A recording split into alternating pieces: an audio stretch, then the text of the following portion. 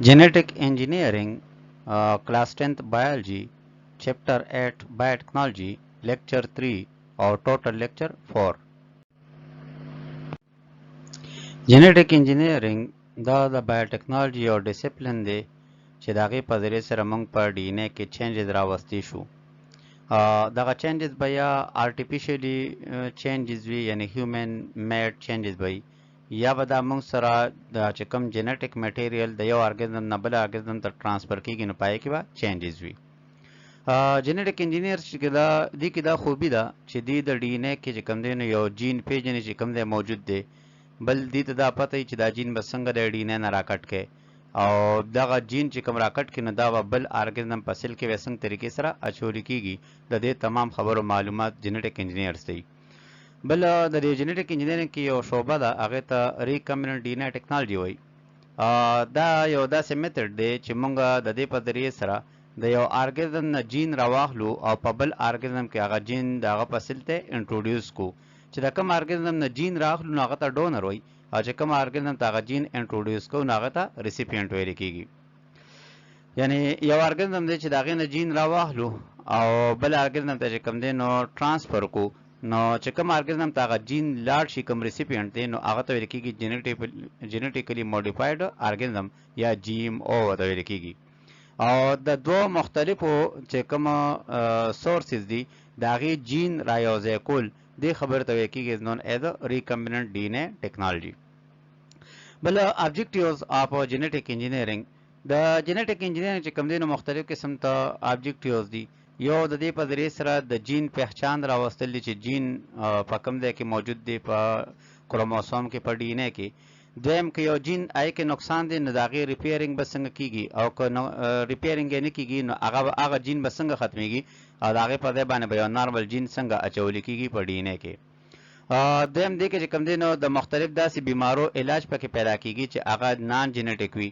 یعنی نن سبا د بیکټیریا په ذریعې سره انسولین پیدا کیږي، نو دا جنیټک انجینیرینګ په ذریعې سره، یا د ایریترومایسین یا مختلف قسم ته انټي بایوټکس پیدا کیږي، نو دا د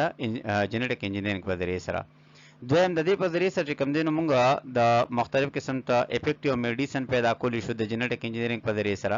یعنی انسولین شو یا چې کوم دی نو هیومن گروث هارمون شو، سومټوټراپین ورته ویل کیږي، نو دا موږ د دې ډیولپمنٹ کولی شو د جنیټک انجینیرینګ په ذریعې سره. مختلف قسم چې کوم جنیټیکلی موډیفاید ارګانزم دي نو دا به موږ جوړولی شو.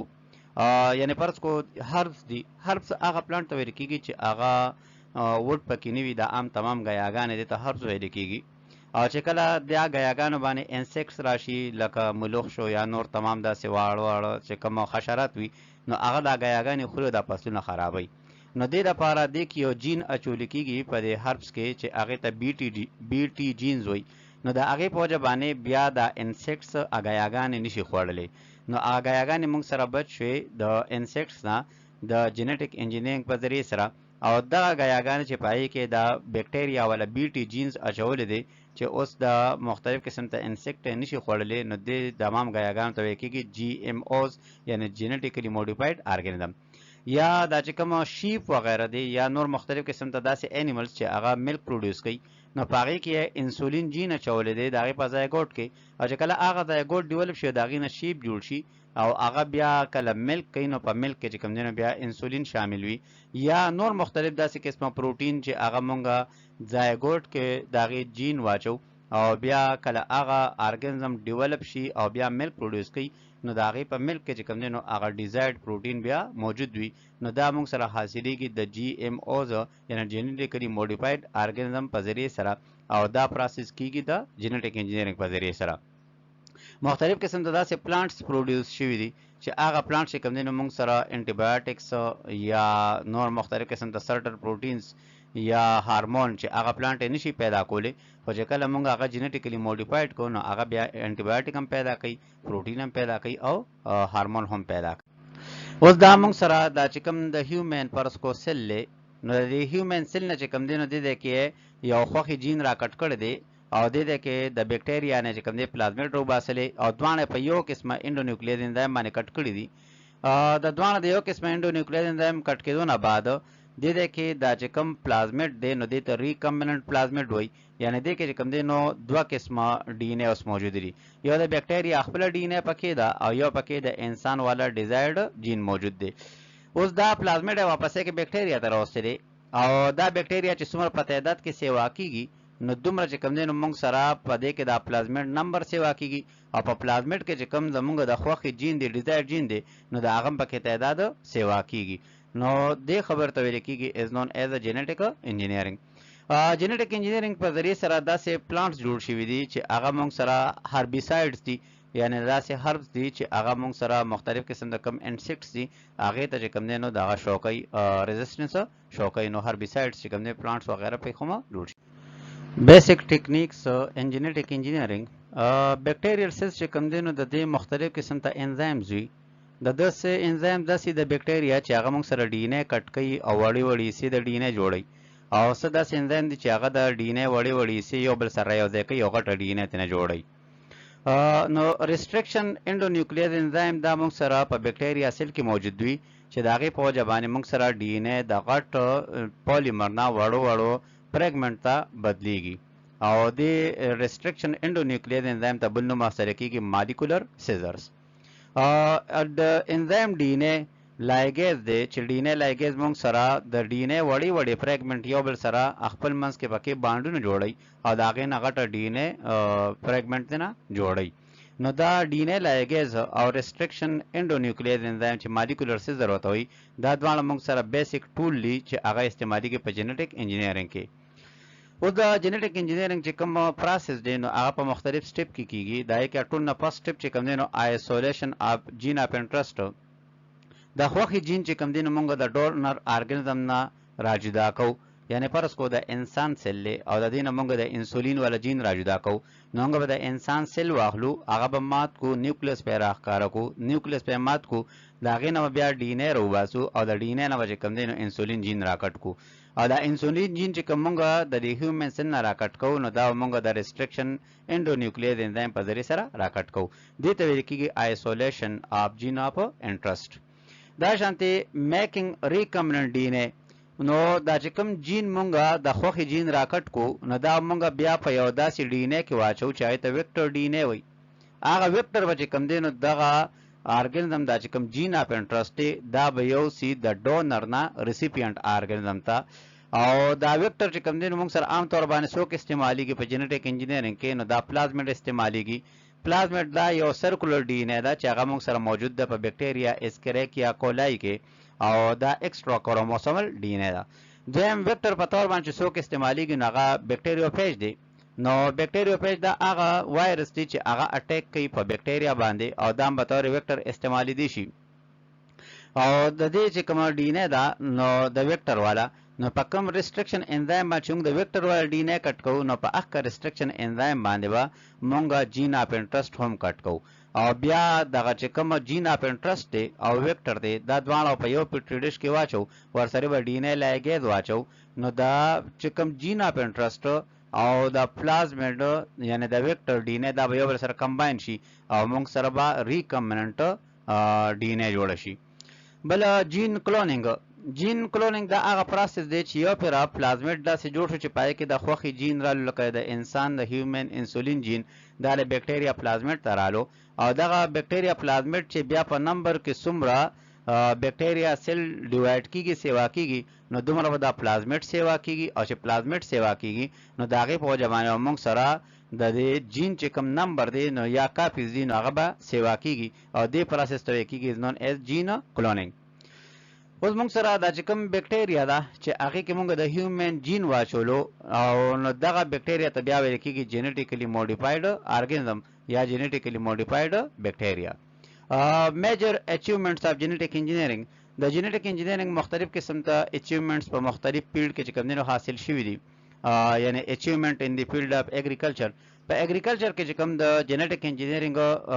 دا حاصل شوي دي نو هغه موږ سره گرین پیس چې کوم دی په ماډرن دور کې راوستي دی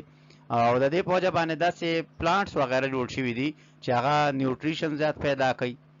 د نیوټریشن کوالټي ښه شوي ده. دا پلانټ چې کوم دی نایټروجن فکسیشن کوالټي ښه شوي ده. دا پلانټ چې کوم دی نو وایرس ته ریزسټنس شو کوي او دا پلانټ چې کوم دی نو هربیسایډل ریزिस्टेंस شو کوي، یعنی فصل کې چې کومه غیا راخیږي نو هغه غیا چې کوم دی نو د دې پلانټ د ګروث د وجنه چې کوم جینیټیکلی موډیفاید دي نو هغه غیاګانې پکې نشي راخته. بل لا انسیکټ ریزिस्टेंस مختلف قسم ته حشرات ته چې کوم دی دا بوټي خپل ریزिस्टेंस شو کوي، حشرات یې نشي خوړلې. ډیزیز ته بیمارو ته چې کوم دی نو دی ریزिस्टेंस شو کوي. جینیټیک انجینیرینګ په ذریعہ سره چې کوم پلانټس وغیرہ ډیولپ شوي دي نو هغه بیا موږ سره هغه ته بیماری وغیرہ نه لګي. اوس دا موږ سره دا چې کوم د هیومن پرسکو سیل له نو د هیومن سیل نه چې کوم دی نو د دې کې یو خوخي جین را کټ کړی دی او د دې کې د بیکټیریا نه چې کوم دی پلازمیډ روباسلې او دوانه په یو قسمه انډونیوکلیز انزایم باندې کټ کړی دي. د دوانه د یو قسمه انډونیوکلیز انزایم کټ کېدو نه بعد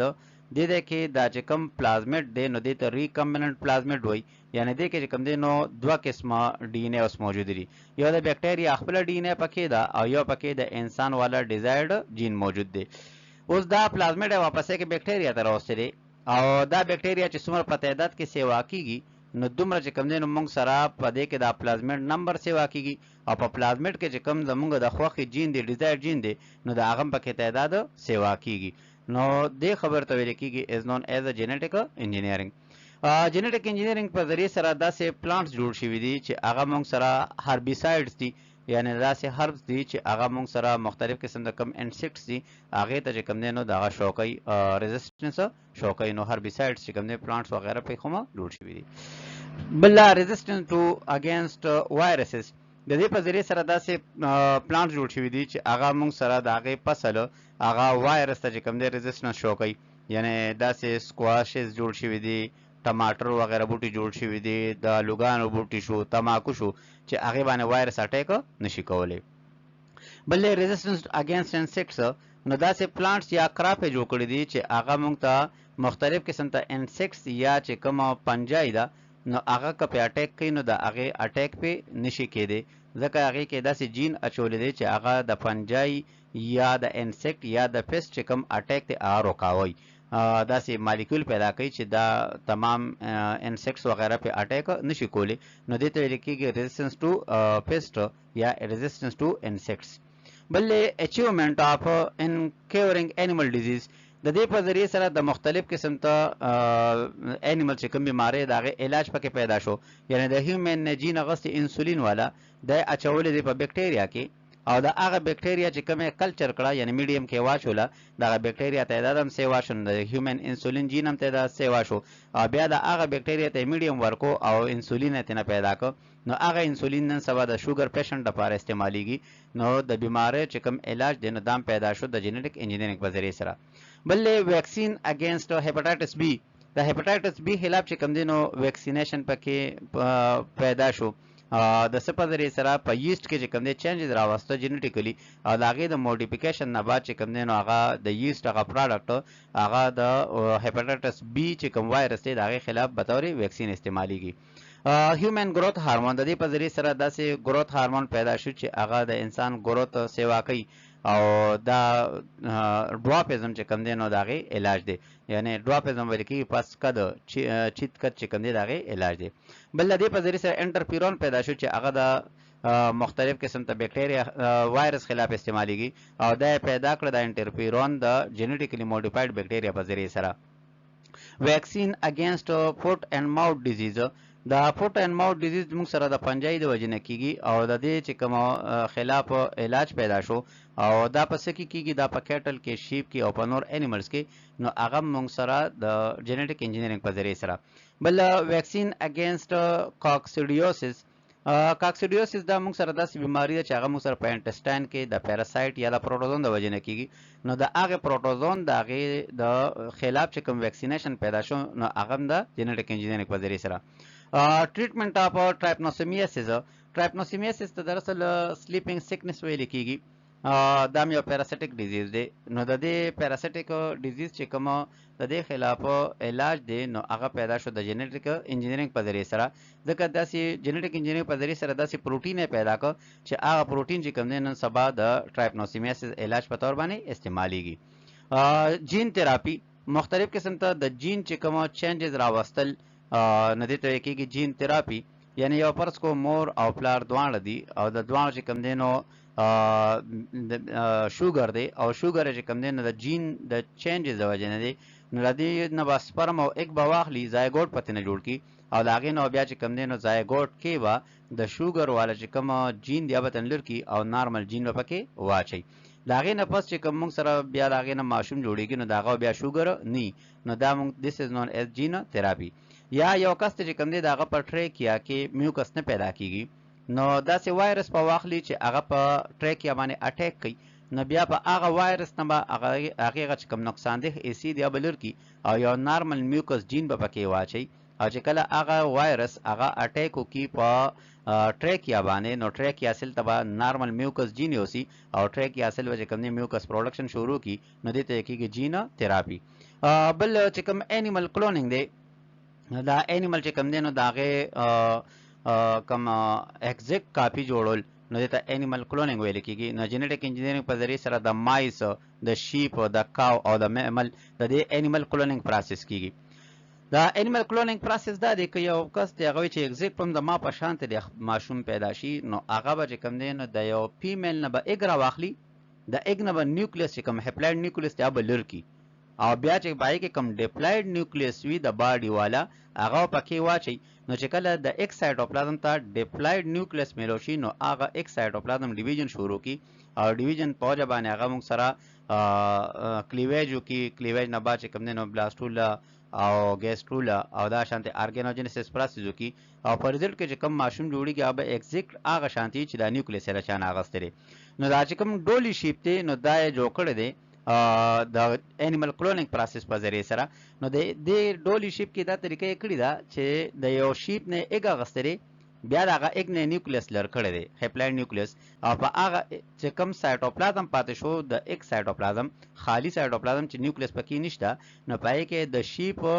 د عام باډي سیل نه نیوکلیس راغستري او هغه خالی سایټوپلازم چې کوم د ایګ دی کې اچولې دی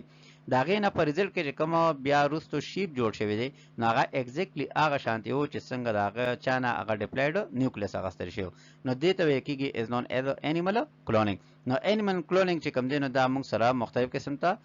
کلونینګ